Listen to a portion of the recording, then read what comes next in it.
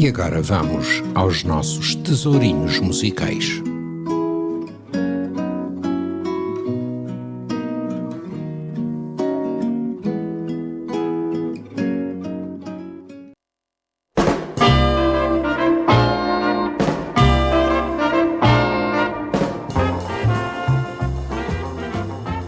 E agora, nos nossos tesourinhos musicais, temos Zeca do Rock.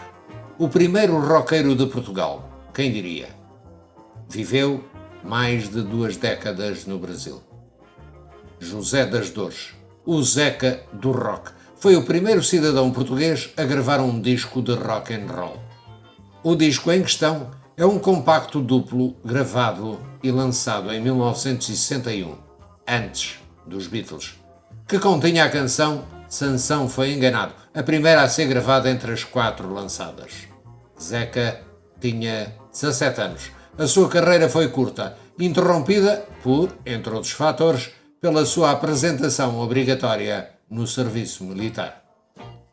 A sua carreira, que foi dos 15 aos 22 anos, e ainda antes da gravação do EP, já Zeca do Rock gozava de alguma popularidade.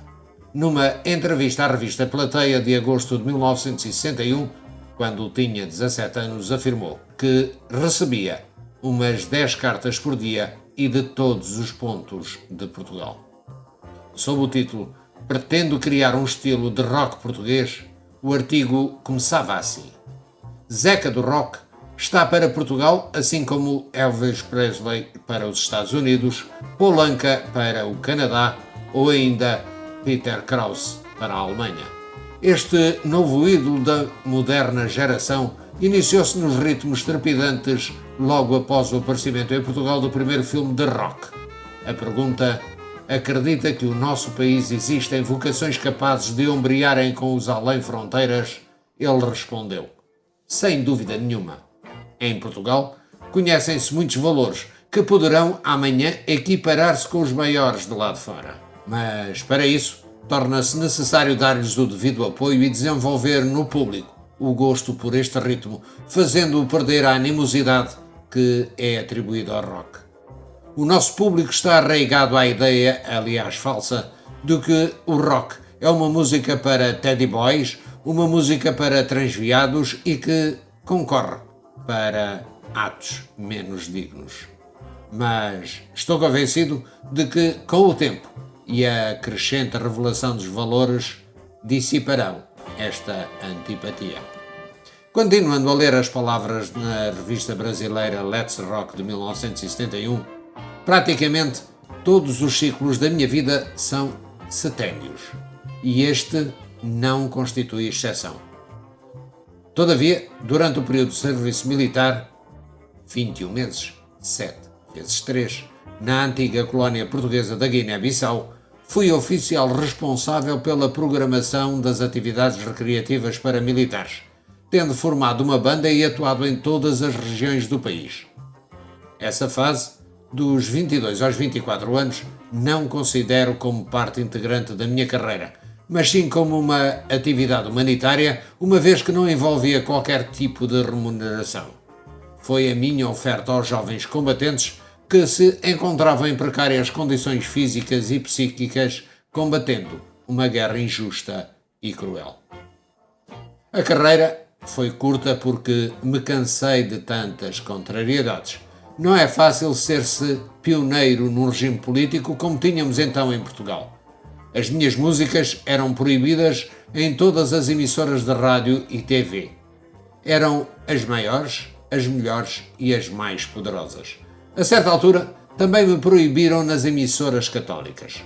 Restava-me somente nas pequenas emissoras privadas locais e, claro, nos shows. Do público, nunca tive a menor razão de queixa.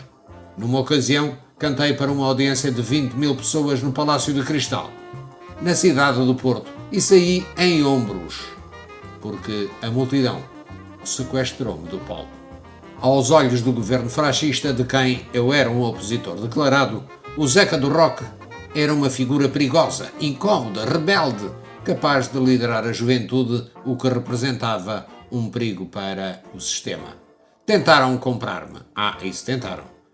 Perto do momento em que decidi dar a minha carreira por terminada, choveram tentadores convites para que eu integrasse o elenco de diversas companhias de teatro de revista, então muito em voga em Lisboa. Isto significa que o Zeca do Rock seria certamente que ser renomeado o Zeca do Fado, pois era esse tipo de música que propunham que eu cantasse. Algo de semelhante aconteceu com as gravadoras. Se eu aceitasse mudar de género musical, podia gravar quantos discos quisesse. Agora, americanices, porta fechada. Recusei, como é óbvio, com a firmeza de quem não se deixa prostituir.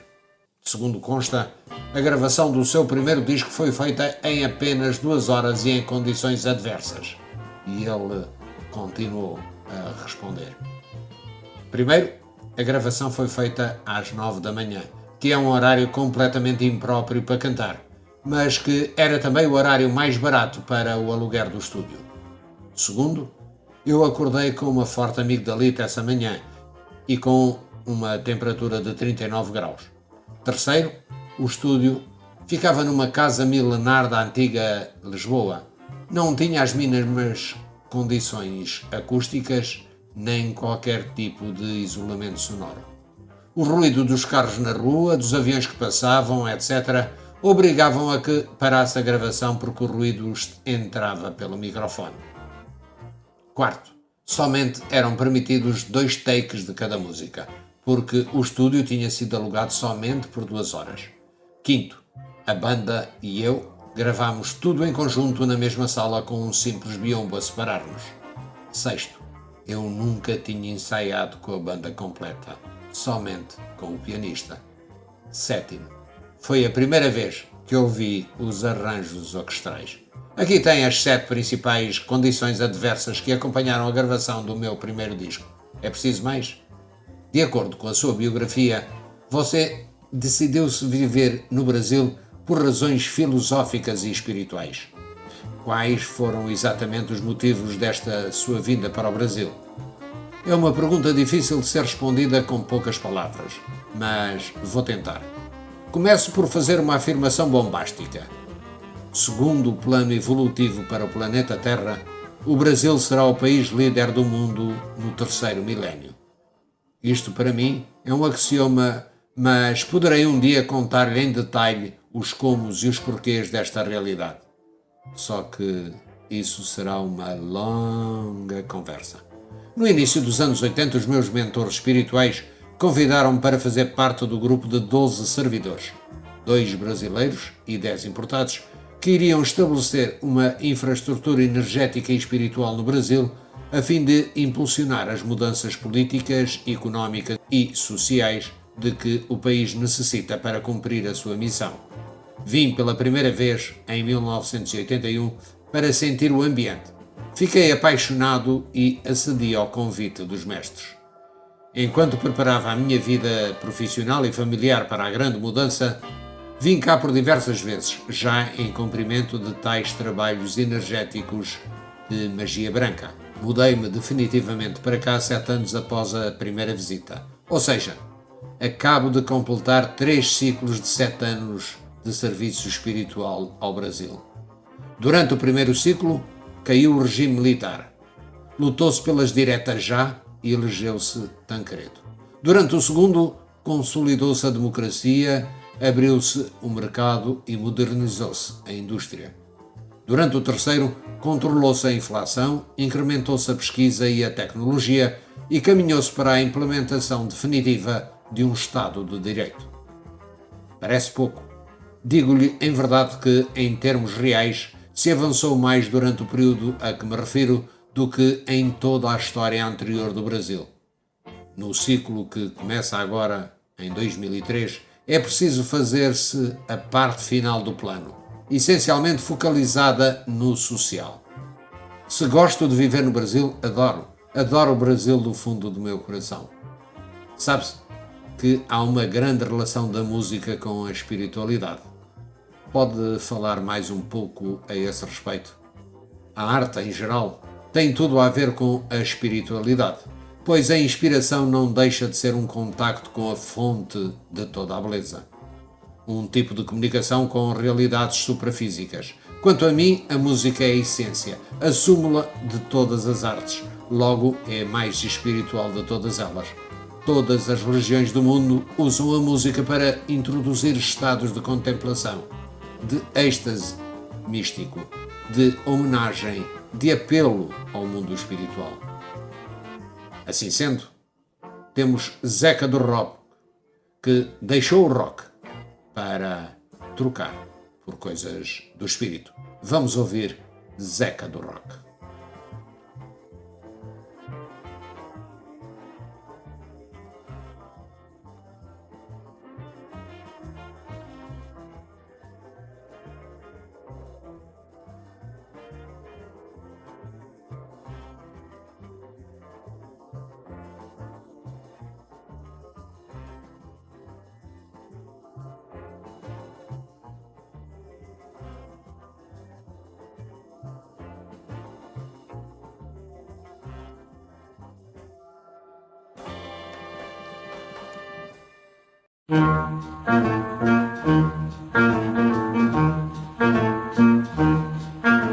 Estou a ver uma pequena sentada na areia e que gira é a moça e a praia até, porque tudo é maravilha na Nazaré.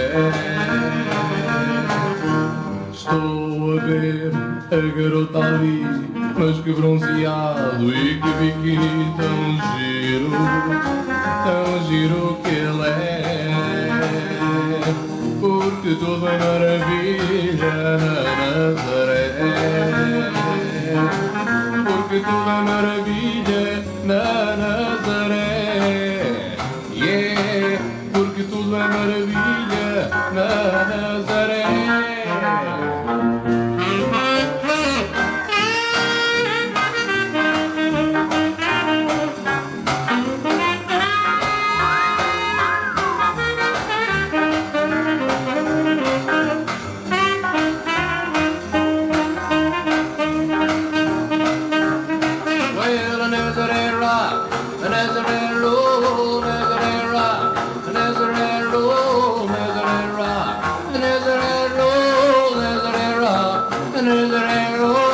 Mas que bom que é o rock em Nazaré.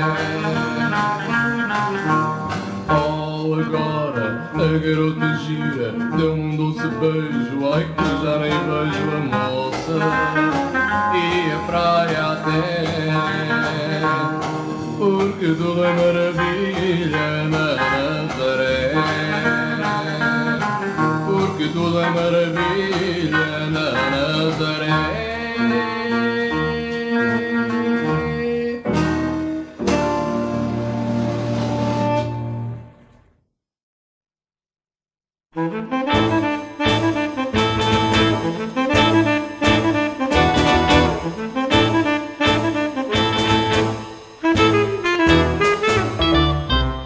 É a história de Sansão, o mais forte que existiu. Tinha força de leão, mas ao amor não resistiu. Pela Dalila se perdeu, que no amor soube prendê-lo. Com carinho adormeceu, só para lhe cortar o pelo. Quando ele acordou, coitado, não tinha força para nada. Foi então acorrentado por ordem da sua amada. Algum tempo já passado, o cabelo lhe voltou, cheio de força e zangado, até a casa ao chão deitou. Yeah!